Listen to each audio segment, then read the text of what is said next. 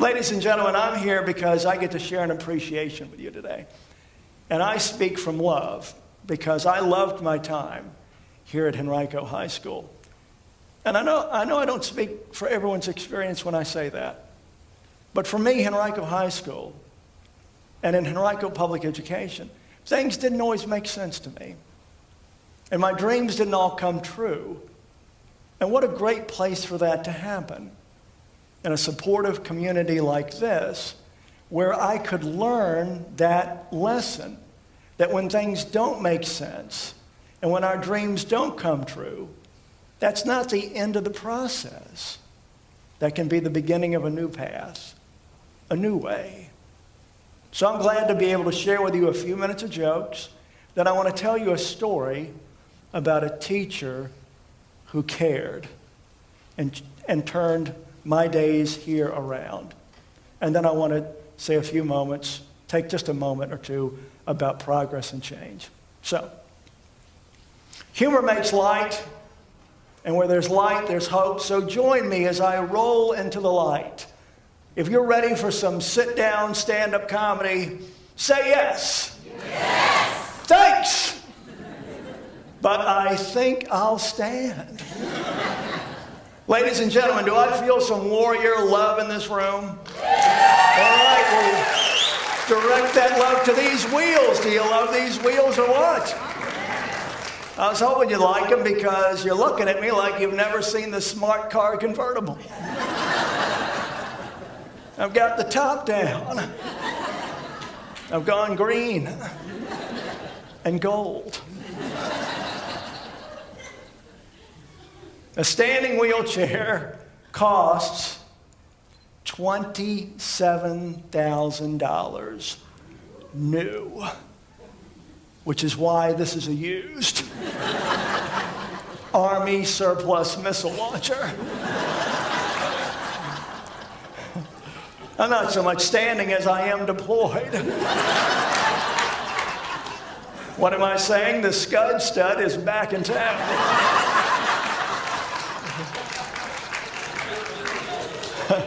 And it's all possible because of a tiny computer chip and controlled remotely by a 12-year-old hacker who drove me off the stage last night.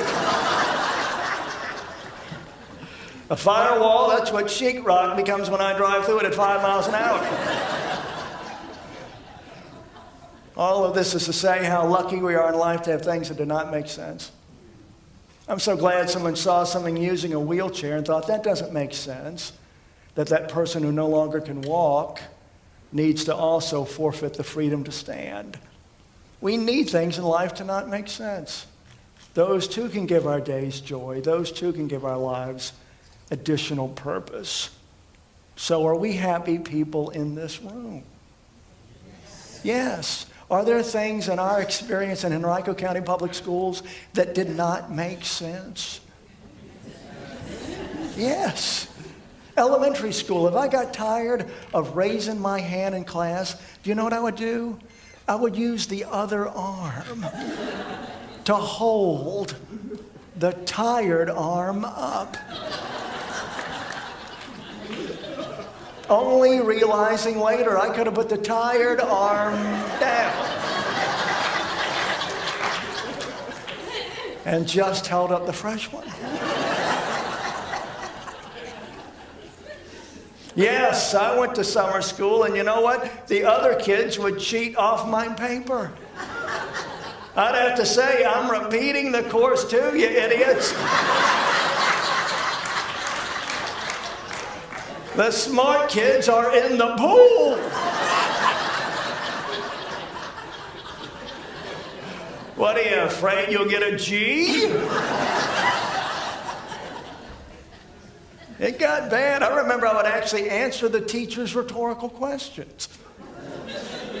He'd say, don't answer that one, Mr. Leake. That is a rhetorical question. I'd say, well, quit making them so easy.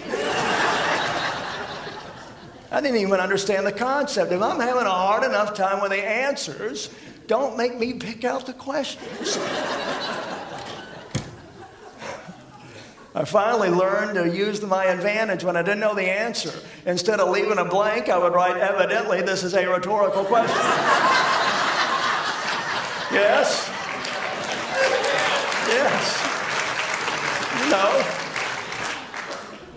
There were moments when this did not make sense. I actually remember a teacher saying this to me: Brett's going to stay at the board until he gets it right. That's a good teaching strategy. Here's a problem I couldn't solve at home with the help of my parents. And now I'm standing before my jeering classmates.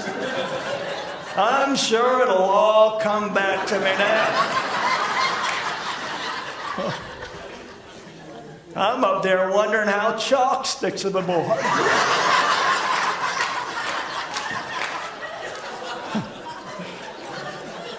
Every teacher dreamed of one day teaching a genius, and it was my job to keep that dream alive.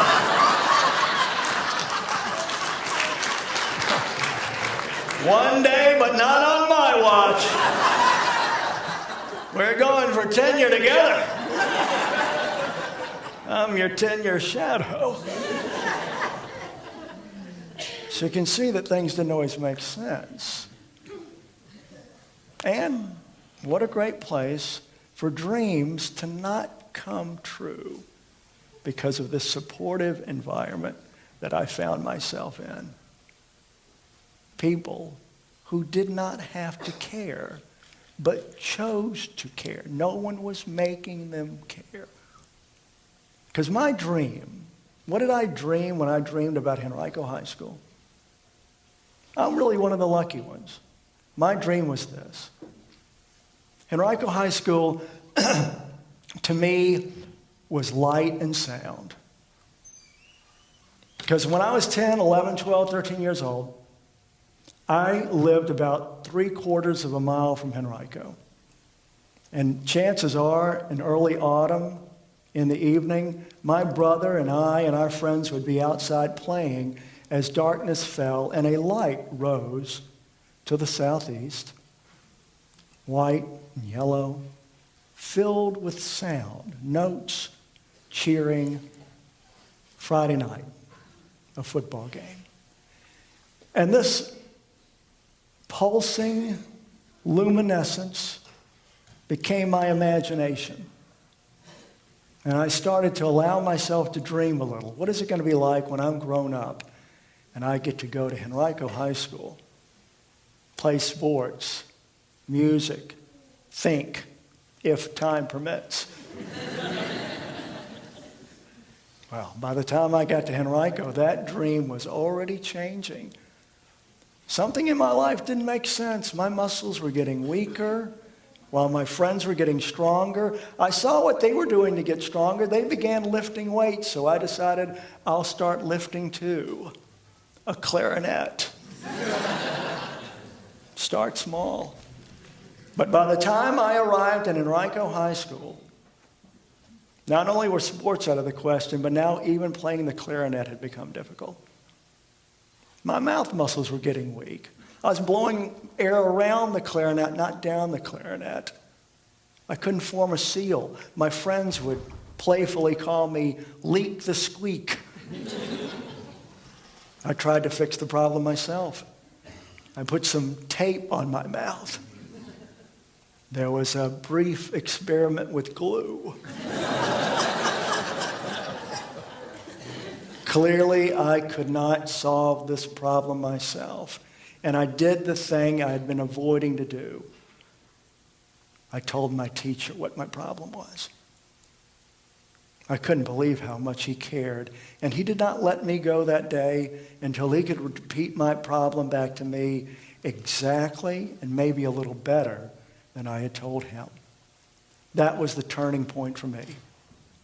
When I saw someone outside my family care for me as much as my family, I found the trust to take my problem to a doctor. And 2 weeks later, an early dismissal began and ended right out front of Henrico High School at the Warrior Head. And while I was away, I found out something that didn't make sense. Yes, my muscles were getting weaker and that they would continue to get weaker. Even the name of the disease didn't make sense to me. Facioscapulohumeral muscular dystrophy. I thought for a disease that affects the mouth muscles, they sure make it tough to pronounce. By the time I got back to Henrico, band class had already started. I just put together my clarinet and got down to some squeaking. We were playing Schoenberg, modern music, so nobody could tell I was squeaking. At the end of class, I'm putting away my clarinet when the band director pulls up to me and he says, "Brett, not so fast. I've got something for you." He had a box, instrument case. He threw it open. He said it was a bassoon.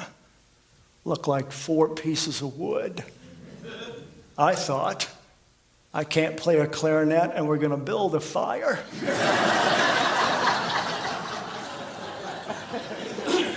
Is this some kind of ritual? Does the county know about this? You put it together, it's 4.5 feet long. Now it looked like a bazooka. Oh, I see. Now we can shoot the rotten tomatoes back at the audience. It's a double reed instrument. Won't I squeak twice as much? He wouldn't hear anything about it. He said, "I want you to hold it like this and I want you to blow it like this." How did he know to even try the bassoon? He didn't know 2 weeks earlier when I told him what my problem was. At the end of that day, before he went home, he threw open the doors to the band closet and he pulled out the instrument that he thought would work. He took it home and he played it with my problem in mind. It did not work. It was a fail. The next day, at the end of school, he did it again. Another fail. 2 weeks later, there's nothing left in that band closet but the instrument that makes the least amount of sense, a bassoon. And now he's handing me this 4.5 foot long burping bedpost.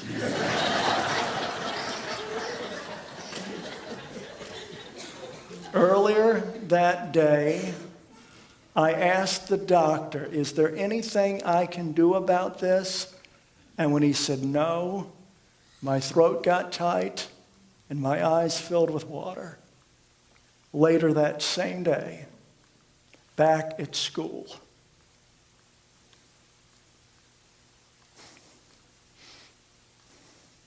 here at Henrico, a teacher tried again. He came up with a little trick. He taught it to me. It worked, and I got to stay in band another 2 years. Now, was I a good bassoonist? I was the only bassoonist.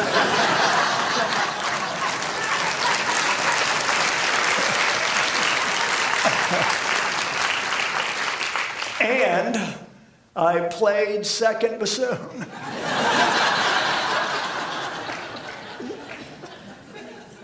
On the same day I found out that life can get more difficult, I found out what makes it easier: people stopping to understand and then stopping to help. The dreams we imagine in life do not compare to the ones that we can cobble together from the rough stuff of daily life. You know, I gave a speech at William & Mary a few days ago, and when I got into town, one of the people behind the event came up to me and said, "I'd just like to let you know that you will be following the Dalai Lama." No pressure, but you'll be following the Dalai Lama. Now, I thought that was a tough act to follow. I got to tell you, Leake blew the Dalai away.